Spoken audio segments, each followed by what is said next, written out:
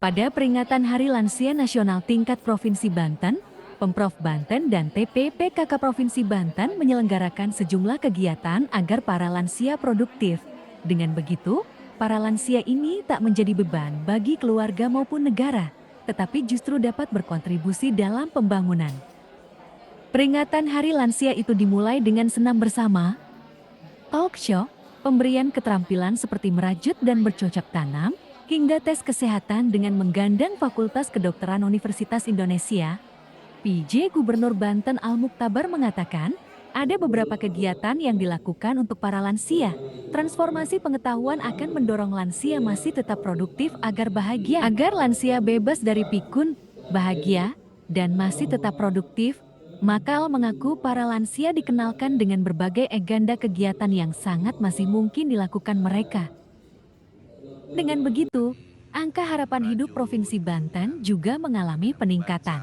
Sementara itu, PJ Ketua TPPKK Provinsi Banten Tan Al-Muktabar mengatakan, peningkatan angka harapan hidup itu harus dibarengi dengan kualitas hidup yang baik. Apabila angka harapan hidup baik tapi dengan kerentanan, hal itu dapat berdampak pada pembebanan biaya kesehatan untuk lansia dan ketidakmandirian. Yang harus kita perhatikan adalah lansia, dan sekarang juga ada transformasi posyandu, tidak hanya dalam aspek kesehatan tapi juga aspek pendidikan, aspek pekerjaan umum, pemukiman, perumahan, sosial sampai tata keamanan dan tata tertib. Jadi inilah transformasi posyandu, dan saya dengan kegiatan lansia ini akan mengoptimalkan layanan di posyandu khususnya lansia, tidak hanya pada aspek kesehatan saja tapi pada aspek pendidikan.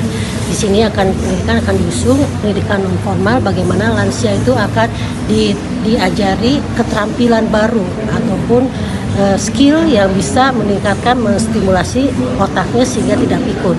Dan di situ juga ada kelompok-kelompok lansia yang jadi sosialisasi, dan salah satu parameter untuk lansia bahagia adalah aspek sosialisasi, sehingga peran PKK akan mendata lansia, kemudian lansia itu akan berkelompok di posyandu dalam bentuk sosial dengan melakukan aktivitas-aktivitas yang produktif, memiliki keterampilan dan menghasilkan suatu karya. Itu akan tidak hanya menghasilkan lansia yang sehat tapi juga bahagia, produktif dan tanpa pikun.